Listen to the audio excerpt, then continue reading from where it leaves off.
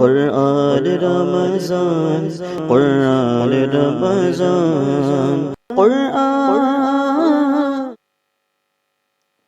أعوذ بالله من الشيطان الرجيم.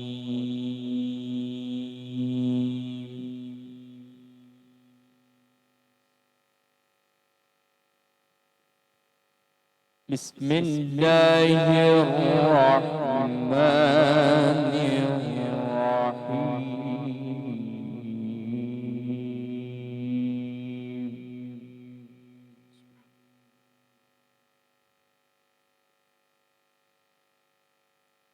وكل صغير وكبير مستطر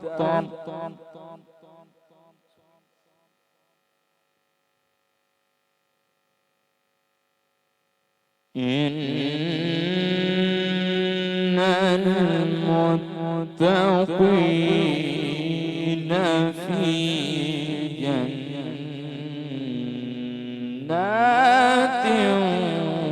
ونهر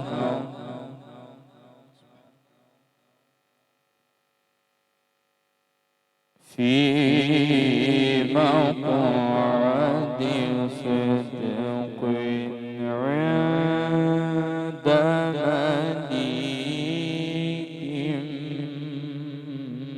مقتدر.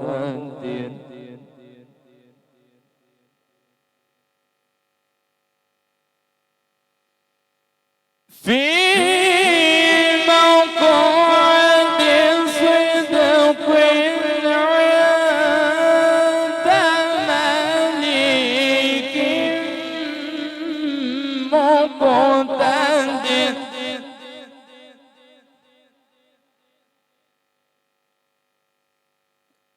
بسم الله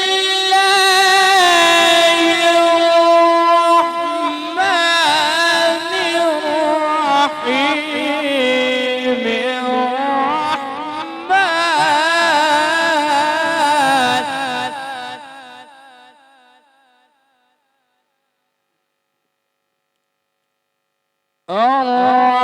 الرحمن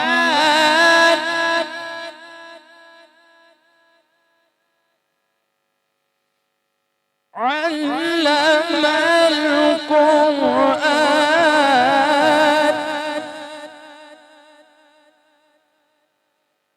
خلق الإنسان.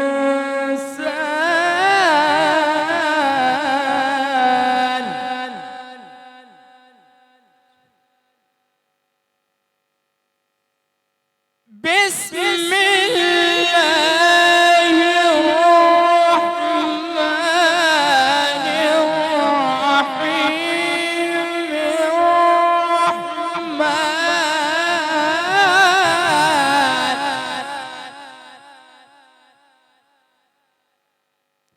علم القرآن خلق الإنسان.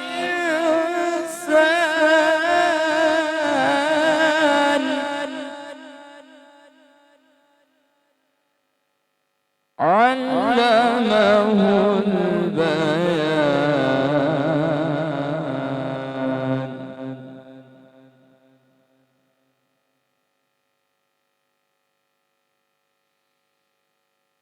علمه البيان.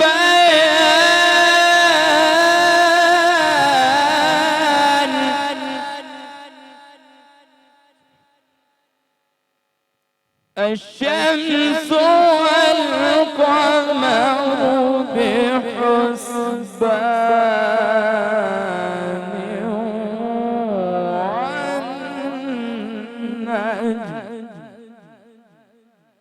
والنجم والشجر يسجدان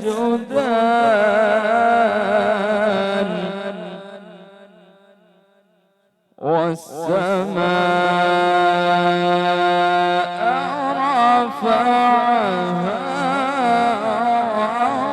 ووضع الميزان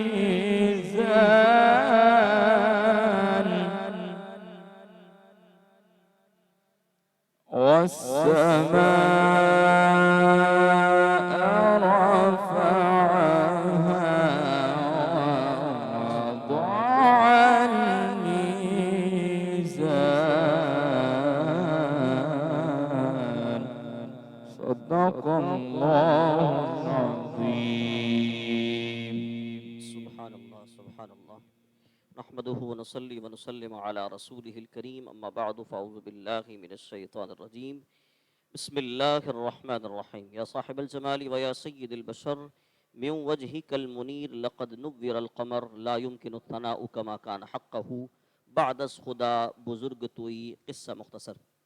السلام علیکم ورحمۃ اللہ وبرکاتہ. ناظرین کرام، الحمدللہ ادارۃ القرآن پاکستان کی جانب سے ہونے والی رمضان ٹرانسمیشن بنام قرآن رمضان کی آج ہم 13ویں نشست لے کر آپ کے سامنے الحمدللہ حاضر ہوئے ہیں.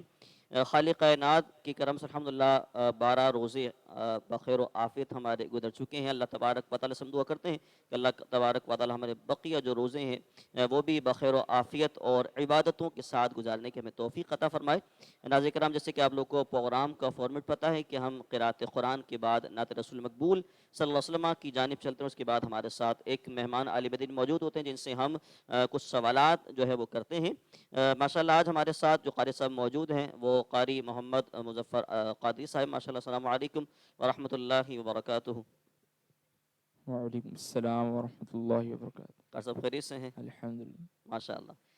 قاری صاحب ماشاءاللہ ہمارے ساتھ ہی ہوتے ہیں، کبھی میزبانوں میں کبھی مہمانوں میں، کیونکہ ہماری اکیڈمی کا الحمدللہ حصہ ہیں، کلاس پڑھاتے ہیں. ماشاءاللہ ہماری اکیڈمی کے استاد صاحب ہیں اور بڑی اچھی انداز میں ماشاءاللہ تلاوت کرتے ہیں. لیکن آج انہوں نے دیگر مقامات کی طرف نہیں گئے، صرف مقام بیات کی طرف اور آپ رست کی طرف ہی رہے، بلکہ رست بھی نہیں پڑھا آج تو آپ نے، بس صرف بیات کی طرف گئے. باقی میں تو ذہن میں تھا کہ شاید آپ آج عجم بھی پڑھیں کیونکہ سورہ الرحمن کی تلاوت ہے ماشاءاللہ.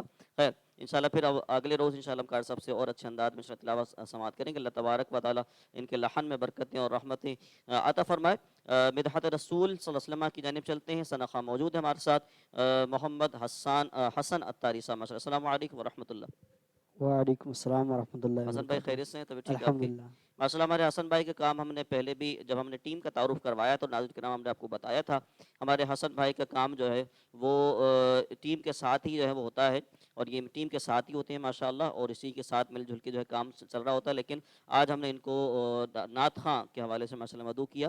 ہمارے حسن بھائی انشاءاللہ نعت سنائیں گے. یہ ہمارے ٹیم کا حصہ بھی ہیں اور ہماری اکیڈمی کا پڑھانے کے حوالے سے، کیونکہ کلاس میں ماشاءاللہ پڑھتے ہمارے اکیڈمی قاری صاحب بھی ہیں تو اس کا بھی حصہ ہیں. تو حسن بھائی آج کیا کلام سنا رہے ہیں آپ ہمارے ناظرین کو؟ آج حضور میری تو ساری بہار آپ سے. صلی علی نبینا صلی علی محمد.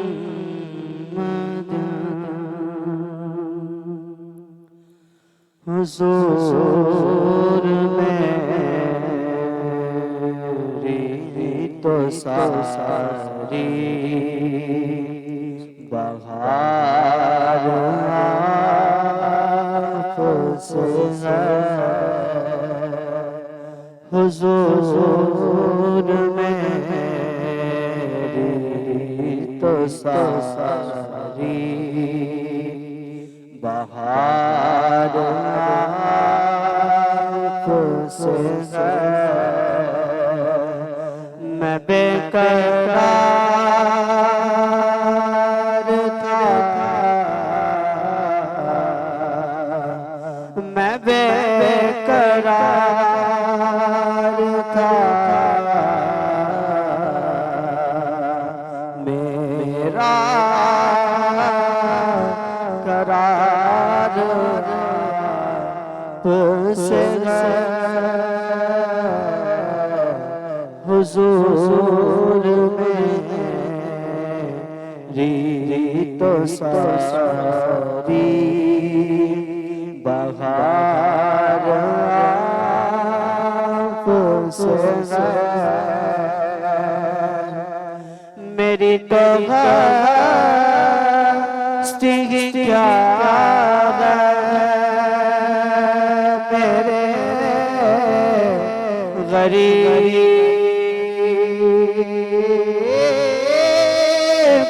دوا. میری تو ہستی کیا ہے میرے غریب نواز. جو مل رہا ہے مجھے سارا پیار آپ سے ہے، جو مل رہا ہے مجھے سارا پیار آپ سے ہے، حضور میری تو ساری بہار آپ سے ہے، میں بے قرار تھا، میں بے قرار تھا،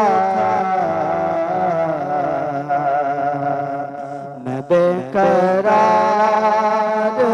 تھا، میرا قرار آپ سے ہے، حضور میری تو ساری بہار آپ سے ہے۔ سبحان اللہ، ماشاء اللہ۔ ہمارے قاری محمد حسن اتاری صاحب نعت رسول مقبول صلی اللہ علیہ وسلم کا تحفہ پیش کر رہے تھے، آپ کی سماعتوں کی نظر کر رہے تھے، سیکھنے کے مراحل میں ہیں۔ اللہ تبارک و تعالی اور بہترین انداز میں آپ کو پڑھنے کی توفیق عطا فرمائے۔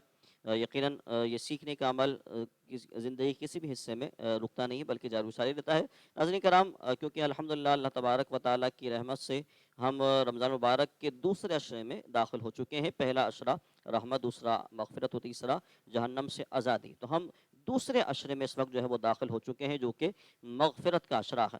خالق کائنات عز و جل کی جو رحمتیں اور برکتیں تو بندوں پر نازل ہو ہی رہی ہیں، اب بندے کی مرضی ہے کہ وہ کس طریقے سے اللہ تبارک و تعالی کی رحمتوں کا حصول کرتا ہے اور مغفرت کس طریقے کے چاہتا ہے۔ الحمدللہ آج ہمارے اسٹوڈیو میں حضرت علامہ مولانا قاری محمد طلعت محمود آوان صاحب ماشاءاللہ موجود ہیں۔ اس کے بعد انشاءاللہ آپ کی بارگاہ میں حاضر ہوتے ہیں۔ قرآن رمضان، قرآن رمضان، قرآن رمضان، قرآن رمضان، قرآن رمضان، قرآن رمضان۔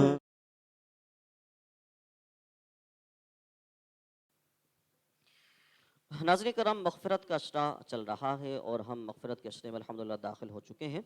آئیے علامہ صاحب ہمارے ساتھ موجود ہیں، ان کی موجودگی کا فائدہ اٹھاتے ہوئے ہم ان سے کچھ سوالات جو ہے وہ انشاءاللہ الکریم کر رہے ہیں۔ سب سے پہلے علامہ صاحب یہ ارشاد فرمائیے کہ ماشاءاللہ آپ آج ہمارے پاس آئے ہیں، ہم نے مدعو کیا آپ کو، آپ کا بہت شکریہ سب سے پہلے تو کہ آپ تشریف لائے۔ یہ ارشاد فرمائیے کہ مغفرت کس طرح جو ہے وہ حاصل کی جا سکتی ہے، اس کے بارے میں جو ہے وہ کچھ ارشاد فرمائیے گا۔ بسم اللہ الرحمن الرحیم۔ سب سے پہلے تو میں آپ کا شکر گزار ہوں کہ آج آپ نے مجھے یہاں مدعو کیا اور مجھے یہاں قرآن اور احادیث کی روشنی میں بات سننے اور سنانے کا موقع مل رہا ہے۔ خالق لم یزل کی بارگاہ میں میری دعا ہے اللہ آپ کے اس ادارے کو دن دگنی رات چگنی ترقی عطا فرمائے۔ قرآن پاک کی خدمت کے حوالے سے ماشاءاللہ آپ کا کام دیکھتے رہتے ہیں اور دلی خوشی ہوتی ہے کہ الحمدللہ جو حقیقی اسلام کا کام ہے وہ کام آپ سر انجام دے رہے ہیں۔ اللہ تعالیٰ آپ کے کام میں برکت عطا فرمائے۔ آپ نے جو سوال کیا کہ اللہ کی بارگاہ سے کس طریقے سے مغفرت طلب کی جائے،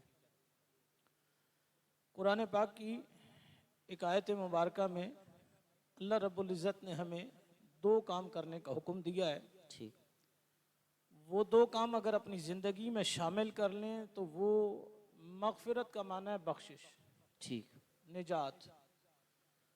کس چیز سے نجات حاصل کرنی ہے؟ دنیا میں ہے تو برائیوں سے نجات، اور آخرت ہے تو جہنم سے نجات۔ اللہ رب العزت نے ان دونوں چیزوں کے متعلق ہمیں ایک آیت مبارکہ کے اندر یہ بات سمجھا دی۔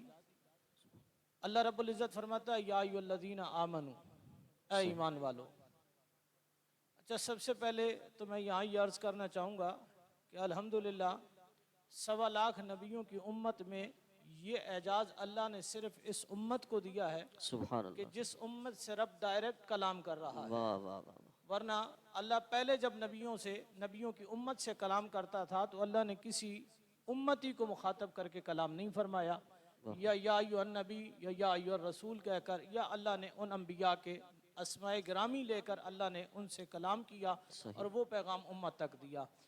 یہ اعزاز ہے اس امت کا. اچھا، حضور نبی رحمت صلی اللہ علیہ وآلہ وسلم کے صدقے میں نہ صرف امت بلکہ حضور کے دور اقدس کے بعد سے جتنے انسان اس کائنات میں آ گئے، اگرچہ کسی نے خدا کو مانا یا نہیں مانا یہ ایک الگ پہلو ہے، صحیح، لیکن اللہ نے ان انسانوں کو بھی اس قابل سمجھا کہ دورہ مصطفیٰ کی وجہ سے، چاہے انہوں نے نبی کا کلمہ نہیں پڑھا، صحیح، لیکن اللہ نے یا ایھا الناس کہہ کر پہلے لوگوں کو مخاطب کر دیا، پھر جو میرے نبی کے دامن سے وابستہ ہو گئے اللہ نے یا ایھا الذین آمنوا کہہ کر اہل ایمان کو مخاطب کر دیا.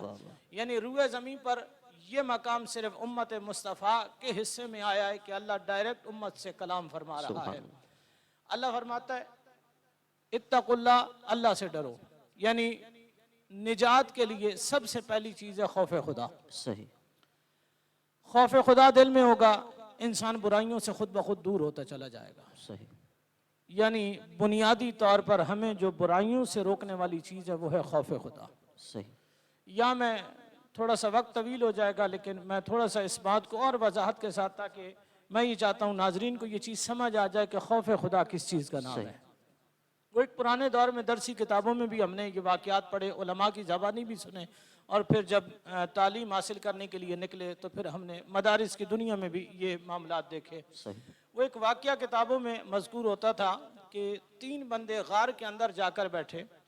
اب وہ غار میں موجود تھے کہ ایک پتھر سے رکھ کر غار کے منہ پہ آ جاتا ہے. صحیح، انہوں نے پہلے تو سارے جتن کر لیے اس پتھر کو ہلانے کے لیے، جیسے دنیا میں ہم کسی چیز کو پانے کے لیے سارے جتن کرتے ہیں، صحیح، لیکن جب کہیں بس نہیں چلتا تو انتہا پھر خدا کی ذات ہے. بے شک، بندہ دنیا میں ہر طرف ہر طریقے سے طاقت آزماتا ہے، لیکن جب ہر جانب سے بے بس ہو جاتا ہے، ڈاکٹر 3 گھنٹے آپریشن تھیٹر میں گزارتا ہے، لیکن جب اس کا بھی معاملہ نہیں بنتا تو وہ باہر نکل کے کہتا ہے کہ بس اب ایک در ہے، اس سے لو لگا لو، وہاں سے کچھ مل گیا تو کام ہو جائے گا. یعنی آخری در ہے خدا کا. صحیح، خدا کے در پہ آ جاؤ، وہاں سر جھکا لو، وہاں ہاتھ اٹھا لو تو یہیں پر بگڑی بن جائے گی. انہوں نے بھی دیکھا کہ جب ہم نے ہر حربہ آزما لیا، پتھر اپنی جگہ سے ہلنے کا نام نہیں لیتا، تو وہ وہاں مصلے بچھا کر بیٹھ گئے، یعنی خدا کی بارگاہ میں سجدہ کر لیا.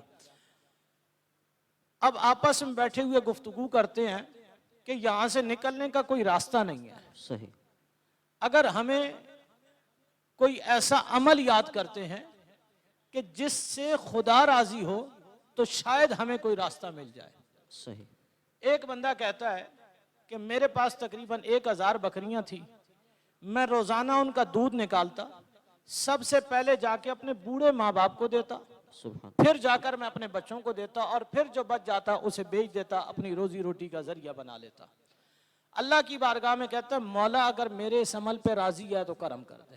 وہ پتھر اپنی جگہ سے تھوڑا سا سرک جاتا ہے. سبحان، امید بن جاتی ہے کہ شاید کچھ اور کرم ہو جائے، تو دوسرے سے پوچھتے ہیں تیری کوئی نیکی ہے تو یاد کر. واہ واہ واہ، وہ کہتا ہے کہ مولا تو جانتا ہے میرے بہت اچھے حالات تھے، میرے گھر میں نوکر چاکر تھے. ایک دن میرا ایک نوکر میرے پاس آیا اور کہنے لگا کہ مجھے چھٹی دو، میں کچھ وقت کے لیے اپنے وطن جانا چاہتا ہوں. تو مولا تو جانتا ہے وہ جانے کے بعد کبھی پلٹ کے نہیں آیا. میرے حالات بہت تنگ دستی کی طرف چلے گئے. ایک دن میں اس کے کمرے میں گیا تو مجھے ایک اناج کی بوری ملی. سبحان، میرے گھر میں فاقوں کی نوبت آ گئی تھی. اب میں چاہتا تو وہ بوری اس کا گھر میں استعمال کرتا، لیکن میں نے اسے زمین میں جا کے بو دیا. اس ایک بوری سے مولا تو نے مجھے 100 بوریاں عطا کی. واہ واہ واہ، میں نے اس میں سے کچھ استعمال کی، کچھ زمین میں بو دی. یعنی کرتے کرتے بہت طویل زمین پر میری فصل پھیل گئی. میں نے اس سے جانور بھی خرید لیے، لیکن مولا تو جانتا ہے کہ ایک دن وہ مجھ سے ملنے آیا تھا، میں نے ساری فصلیں اور سارے جانور اس کے حوالے کر واہ دیے. واہ، مولا اگر میری یہ نیکی تیری بارگاہ میں قبول ہے تو کرم کر دے. پتھر تھوڑا سا اور سے رکھ جاتا. واہ واہ، تیسرا بندہ کہتا ہے کہ میں تو اتنا گناہگار ہوں کہ مجھے تو اپنی کوئی نیکی بھی یاد نہیں ہے، لیکن پھر سوچتے سوچتے اسے ایک خیال آتا ہے، کہتا ہے کہ میں زنا کا عادی تھا، یعنی زنا میرا محبوب ترین مشغل زنا کرنا تھا۔ کہ میری ایک چچا زاد بہن تھی، میرے چچا کی بیٹی تھی، میری ایک دل کی خواہش تھی اس سے زنا کرنا، لیکن وہ جوانی کی دہلیز پر آئی، اس کے ماں باپ نے شادی کر دی، میری وہ خواہش بن کر ہی رہ گئی۔ اس کے شوہر کا انتقال ہو گیا۔ ایک دن وہ میرے پاس آئی، چھوٹے اس کے بچے تھے، اس نے کہا کہ آپ میری مدد کریں۔ میں نے اس سے کہا کہ مدد تو کر دوں گا، لیکن میری یہ خواہش ایک مدت سے ہے، تو میری خواہش پوری کر دے، میں تیری مدد کر دیتا ہوں۔ آج بات تو تھوڑی سی تلخ ہے، لیکن معاشرے کا آج رویہ یہ بن گیا ہے کہ ہم بھی یہ چاہتے ہیں کہ ہم کسی کے ساتھ نیکی کریں تو اس سے ہم بھی کوئی فائدہ حاصل کر لیں۔ کہتا ہے کہ پہلے تو اس نے انکار کر دیا، لیکن جب گھر اپنے تڑپتے بلکتے بچوں کو دیکھا نا تو مجبور ہو کر میرے پاس آ گئی۔ تو اس نے کہا بس تم میرے بچوں کا خیال کرنا، میں تمہاری خواہش پوری کر دیتا۔ وہ کہتا ہے بس میں برہنہ حالت کے اندر موجود تھا، کوئی مجھے روکنے والا نہیں، وہ تو اپنی رضامندی سے میرے سامنے تھی، کہ میں اس کے وجود سے لباس کو جدا کر چکا تھا۔ اس نے ایک کپڑا اٹھایا اور اپنے چہرے پہ ڈال دیا۔ میں نے اس سے کہا کہ جب تیری رضامندی ہے اور یہاں ہمیں دیکھنے والا کوئی نہیں ہے تو چہرہ کس سے چھپا رہی ہے؟ اس نے کہا مجبوری میں یہ کام تو کر رہی ہوں، لیکن خدا سے مجھے ابھی بھی حیا آ رہی ہے۔ کہتے ہیں بس خدا کا نام سننا تھا کہ میرے جسم پر کپ کپی طاری ہو گئی، اور میں نے اس کا لباس اٹھا کر اسے دیا، اس کے سر پہ ہاتھ رکھ کے کہا کہ تو میری بہن ہے، آج سے تیرے بچوں کی کفالت میں کروں گا۔ بس یہ جملے اس کی زبان سے جدا ہونے تھے کہ پتھر پورا سے رکھ کر ایک طرف ہو جاتا ہے۔ یعنی یہ ہے خوف خدا، دل میں پیدا ہو جائے انسان بڑے بڑے گناہ چھوڑ دیتا ہے۔ اس لیے اللہ نے فرمایا اتقوا اللہ، اللہ سے ڈرو۔ دوسری چیز فرمایا وَقُولُوا قَوْلًا سَدِيدًا، بات کرو تو سچی بات کرو۔ صحیح۔ یعنی اللہ کے نبی نے فرمایا دنیا کی کوئی بھی برائی ہے نا، اس کی جڑ ہے جھوٹ۔ صحیح۔ ہر برائی جھوٹ سے شروع ہوتی ہے۔ ایک شخص اللہ کے نبی کی بارگاہ میں آ کے کہتا ہے یا رسول اللہ ایمان لانا چاہتا ہوں لیکن برائیاں بہت ہیں، چھوڑ نہیں سکتا۔ حضور نے فرمایا ساری نہیں چھوڑنا، ہمارے کہنے پہ ایک چھوڑ دینا۔ سبحان اللہ۔ نے کہا چلیں اتنی ساری نہیں چھوڑ سکتا، آپ کے کہنے پہ ایک چھوڑ دیتا ہوں۔ اللہ کے نبی نے فرمایا بس جھوٹ بولنا چھوڑ دینا۔ کچھ دن گزرے تھے، پھر اللہ کی نبی کی بارگاہ میں حضور نے فرمایا کتنی رہ گئی ہیں اور کتنی چھوڑ دی ہیں؟ کہا آقا میں نے ساری برائیاں چھوڑ دی ہیں۔ حضور نے فرمایا ہم نے تو ایک چھوڑنے کا کہا تھا، آقا بس اس ایک کو ہی چھوڑا تھا، اس کی وجہ سے ساری چھوٹتی چلی گئی۔ تو دو ہم نے کام اگر اپنی زندگی میں کر لیے، ایک خوف خدا، کیونکہ خوف خدا ہوگا تو ہم کسی کا مال غصب نہیں کریں گے، صحیح، ہم جھوٹ نہیں بولیں گے، کسی کو دھوکہ نہیں دیں گے، ملاوٹ نہیں کریں گے، کیونکہ خوف خدا ان ساری چیزوں سے روک لیتا ہے۔ ہم نے اپنے دل میں خوف خدا کو پیدا کر لیا، زبان پر سچ لے آئے، عمل میں سچ لے آئے۔ صحیح، یعنی صرف زبان سے سچ بولنا نہیں ہے نا، زبان سے کلمہ بھی ہے، دل میں بھی اللہ کو وحدہ لا شریک مانتے ہیں، لیکن اگر سجدہ کرنے کو تیار نہیں ہے تو پھر ابھی عملوں میں سچائی نہیں ہے۔ عمل میں سچائی آ گئی تو اب جس مغفرت کے لیے راتوں کو اٹھ کر دعا مانگ رہے ہیں، صحیح، کہ جو ہم نے گناہ کیے ہیں مولا وہ بخش دے، ہماری اگلی منازل آسان ہو جائے، اللہ یہاں وعدہ فرما رہا ہے کہ یہ دو کام کرو، یعنی ایک خوف خدا اور دوسرا سچ بات۔ اللہ فرماتا ہے یصلح لکم اعمالکم، تمہارے اگلے اعمال سارے ٹھیک ہو جائیں گے۔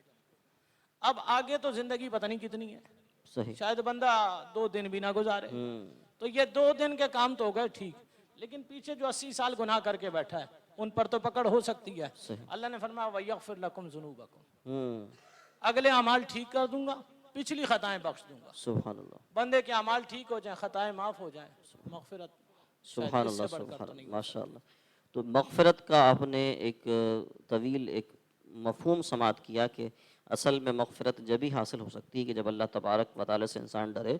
اگر بے خوفی میں اگر انسان مبتلا رہے گا تو چاہے وہ اپنی ناک کو گھس کر کھال بھی ختم کر دے تو اس کے باوجود بھی جو ہے مغفرت حاصل نہیں کر سکتا۔ کل والا جو ہمارا ایک موضوع تھا نا، اس میں بھی ہم نے اس طرح کی گفتگو کو سماعت کیا تھا کہ انسان توبہ کرنا چاہتا ہے، لیکن توبہ کرنا تو چاہتا ہے لیکن صرف کانوں کو ہاتھ لگا لیتا ہے، اس کے بعد جو ہے وہ صحیح معنی میں اللہ تبارک و تعالیٰ کی بارگاہ میں توبہ نہیں کرتا، اپنے گناہ کا وہ اظہار بھی نہیں کرتا، شرمندگی بھی نہیں ہوتی اور آئندہ چھوڑنے کا ذہن بھی نہیں ہوتا، تو یاد رکھیں اسے توبہ بھی اللہ تبارک و تعالیٰ قبول نہیں فرماتا۔ یاد رکھیں کہ اللہ ہماری نیکیوں کا محتاج بھی نہیں ہے، خالق کائنات ہماری جو ہے وہ جو ہم کچھ کر لیتے ہیں، توبہ جو کر لیتے ہیں اس کا بھی کوئی محتاج نہیں ہے، تو اس کی ہم پر رحمت خاص ہے کہ ہم اس کی بارگاہ میں اگر دو چار آنسو اگر سچے دل سے بہا لیتے ہیں تو اللہ تبارک و تعالیٰ گناہ کو جو معاف کر دیتا ہے۔ علامہ صاحب ایک یہ بھی میں سوال آپ سے پوچھنا چاہوں گا کہ رمضان کی جو راتیں ہمارا جو نوجوان طبقہ جو ہے جس طریقے سے گزار رہا ہے اس رمضان کی راتوں کو، بلکہ یہ ہر سال جو ایک سمجھ لیں کہ اس گناہ میں یا اس فضولیات میں ایک ترقی سی ہوتی جا رہی ہے کہ اب باقاعدہ طور پر رمضانوں میں جو ہے راتوں میں ٹورنامنٹ ہوتے ہیں، باقاعدہ جو ہے وہ روڈوں پر لائٹس کا ایک سلسلہ ہوتا ہے، محلوں میں لائٹس کا سلسلہ ہوتا ہے، بڑے کو دیکھ کر چھوٹے بھی اب بچے کرنا شروع ہو گئے۔ تو اس حوالے سے ہمارے میڈیا کے پلیٹ فارم سے آپ کیا میسیج پہنچانا چاہتے ہیں؟ علماء روک تو رہے ہیں الحمدللہ، اپنی ذمہ داری تو نبھا رہے ہیں، ہو سکتا ہے کسی کے دل میں یہ خیال آ جائے اور وہ ایک دو بندے توبہ کر لیں اس حوالے سے۔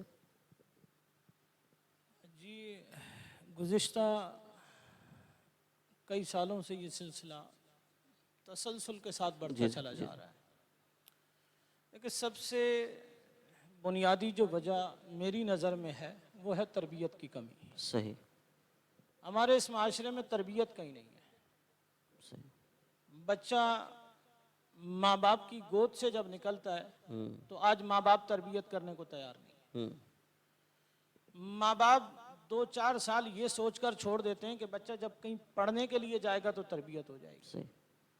ہم نے جن اداروں کے حوالے بچے کیے صحیح۔ وہاں تو تربیت کا رجحان ہی نہیں ہے، کیونکہ جو ادارے کھول کے بیٹھے ہیں وہ یہ سوچ کر بیٹھے ہیں کہ ہم نے اچھا بزنس کرنا ہے۔ بچہ یہ سوچ کر پڑھنے جا رہا ہے کہ میں نے یہاں سے پیسہ کمانا سیکھنا ہے۔ صحیح۔ یعنی تعلیم کا جو بنیادی مقصد تھا نا، شعور، صحیح۔ اسے ہم نے چھوڑ دیا۔ صحیح۔ ماں باپ یہ چاہتا ہے میرا بچہ اچھا ڈاکٹر بن جائے، صحیح۔ ماں باپ یہ کبھی نہیں چاہتا میرا بچہ اچھا انسان بن جائے۔ ماں باپ یہ چاہ رہا ہے کہ میرا بچہ معاشرے میں سب سے زیادہ دولت اکٹھی کرے، یعنی کہیں ہم تربیت کرنے کو تیار نہیں ہیں۔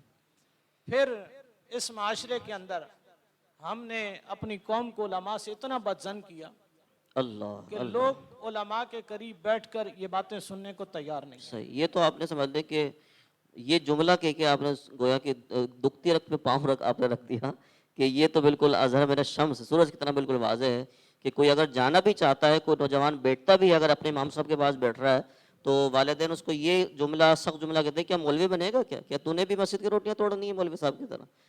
کنٹینیو کیجئے گا، میں بولنے پہ مجبور ہو گیا، آپ نے ایسا جملہ کہہ دیا ماشاء۔ بس یہ کلمیہ ہے، لیکن یہ جانتے وہ بھی ہیں کہ علماء کے بغیر ان کا گزارا نہیں ہے۔ صحیح۔ کیونکہ اللہ کے نبی کا فرمان ہے کہ جس طرح آسمان ستاروں سے چمک رہا ہے، زمین علماء سے چمک رہی ہے۔ واہ واہ واہ، سبحان اللہ۔ جس وقت ہم دین کے قریب، اصل میں یہ جو علماء سے دوری کا سبب ہے نا، اس کی صرف وجہ اتنی سی ہے کہ لوگ بیزار دین سے ہیں لیکن کہہ نہیں سکتے، بالکل، کیونکہ دین سے بیزاری کا اعلان کریں تو لوگ لڑنے مرنے کو آ جاتے ہیں۔ صحیح۔ تو انہوں نے آسان سا راستہ ڈھونڈ لیا، علماء سے دور کر دو، صحیح۔ قوم خود بخود جہالت میں ڈوبتی چلی جائے گی۔ صحیح۔ عام دنوں میں نا نیکی بندہ کرتا ہے، رمضان میں بندہ نیکیاں کماتا ہے۔ صحیح۔ یعنی آپ نے کوئی عمل کیا، اس پہ ثواب مل گیا، بات ختم ہو گئی۔ صحیح۔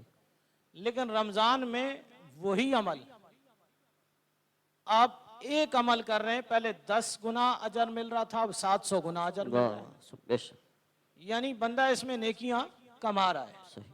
یعنی دوسرے لفظوں میں سمجھے نیکیاں لوٹنے کا مہینہ ہے۔ صحیح۔ لیکن اب ہمیں یہ کون سمجھائے کہ یہ نیکیاں ہمارے لیے کتنی مفید ہیں؟ صحیح۔ یعنی ہم نے اللہ کی بارگاہ میں حساب و کتاب دینا ہے۔ تو جس وقت ہم تربیت کی طرف لوٹ آئے اور اس میں اگر ہمارے یہ تعلیمی ادارے اپنا کردار ادا کر دیں، صحیح، تو پھر ممکن ہے کہ کسی حد تک یہ معاملہ تھم جائے۔ صحیح۔ لیکن جب تک تربیت کی طرف ہم لوٹ کر نہیں آئیں گے، جب تک یہ سلسلہ رک نہیں سکتا۔ علماء کے پاس ایک پلیٹ فارم تھا مساجد کے ممبر و محراب، صحیح۔ لیکن وہاں آپ جمعے کے دن الا ماشاءاللہ کہیں آپ کو دوران خطاب، لیکن وہ بھی لوگ صرف کانوں کے چسکے کے لیے، صحیح، اصلاح کرنے وہاں بھی کوئی نہیں آتا۔ آپ ایک دن اصلاح کی بات کر لیں، باہر نکل کے لوگ کہتے ہیں کہ آج تو مزہ ہی نہیں آیا، یعنی وہاں بھی لوگ صرف کانوں کے چسکوں کے لیے آ رہے ہیں۔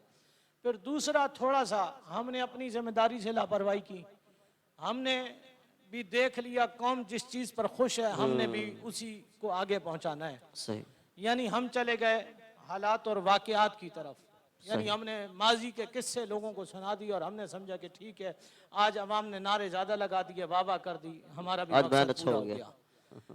لیکن آج ہم نے قوم کا یہ مزاج بنا دیا کہ اب آپ کسی کی اصلاح کے پہلو پہ بات کر نہیں سکتے۔ صحیح، آپ جمعے میں سود پر عنوان اٹھا لیں، 4 بندے شام میں آپ کی مخالفت مسجد کے گیٹ پہ کر رہے ہوں گے، کیونکہ ہم اصلاح کی طرف آنا نہیں چاہتے۔ صحیح، تھوڑا سا یہ علماء اپنا کردار ادا کر رہے ہیں اور تا صبح قیامت تک یہ ذمہ داری علماء نے ہی سر انجام دینی ہے، لیکن اگر تھوڑا سا ہم بھی اپنا رویہ تبدیل کر لیں، صحیح، یعنی آج ہم حالات اور واقعات جو موجودہ ہیں اسے سامنے رکھ کر اگر ہم کبھی ممبر سے آواز اٹھا لیں تو مشکلات آئیں گی، لیکن ایک وقت ایسا آئے گا کہ قوم تک ہمارا صحیح پیغام پہنچنا شروع ہو جائے گا۔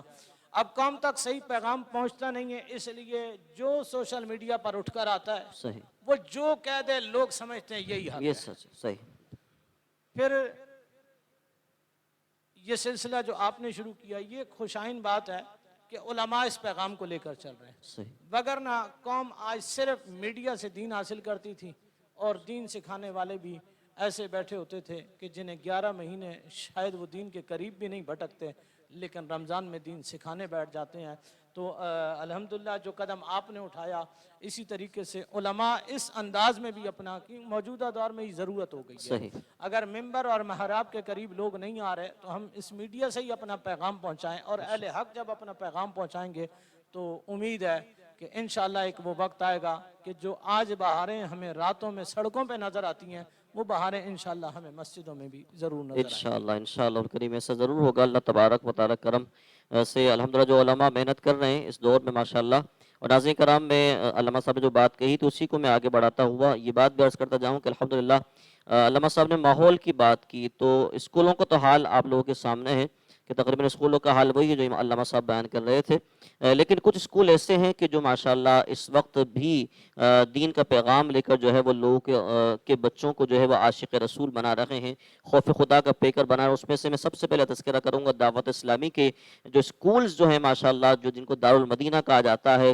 یا فیضان اسلامک انسٹیٹیوٹ کہا جاتا ہے ماشاءاللہ، اس میں باقاعدہ صرف دنیاوی تعلیم نہیں ہے بلکہ وہاں پہ عشق رسول بچوں کو سکھایا جا رہا ہے، بہترین کردار کا مالک بھی ان کو بنایا جا رہا ہے تاکہ وہ بچے جو آگے معاشرے کا جب حصہ بنیں گے تو انشاءاللہ وہ اچھے طریقے سے جو ہے وہ معاشرے کو سدھارنے، یعنی کہ وہ صرف میٹرک کرنے کے بعد ایسا نہیں ہوگا کہ صرف دنیاوی تعلیم صرف حاصل کر کے جو صرف یہی کام کریں، بلکہ وہ انشاءاللہ علم دین کی طرف بھی جو انشاءاللہ الکریم جو ہے وہ جائیں گے۔ اور اسی کی کڑی کے ساتھ میں آپ کے سامنے یہ بھی ذکر کر دوں کہ الحمدللہ مدارس میں بھی اللہ تبارک و تعالیٰ کے فضل سے آج بھی یہ نظارہ ہمیں دکھتا ہے کہ جب استاد صاحب موجود ہوتے ہیں تو طالب علم جو ہے وہ استاد صاحب کے سامنے جو ہے وہ ہاتھ باندھ کے کھڑا ہوتا ہے۔ یہ برکت بھی الحمدللہ مدارس کی ہے، انہی میں الحمدللہ ایک مدرسہ ایک اکیڈمی الحمدللہ ہماری بھی ہے جس کا نام القرآن حفظ و ناظر اکیڈمی ہے، یہاں پر بھی تربیت کا اللہ تبارک و تعالیٰ کے فضل و کرم سے ایک سلسلہ جاری و ساری ہے، بچوں کو یہاں پر بھی عشق رسول کی تعلیم دی جاتی ہے، بچوں کو نعتیں بھی سنائی بھی جاتی ہیں، سکھائی بھی جاتی ہیں، قرآن پڑھایا بھی جاتا ہے، قرآن سکھایا بھی جاتا ہے اللہ تبارک و تعالیٰ کے فضل سے۔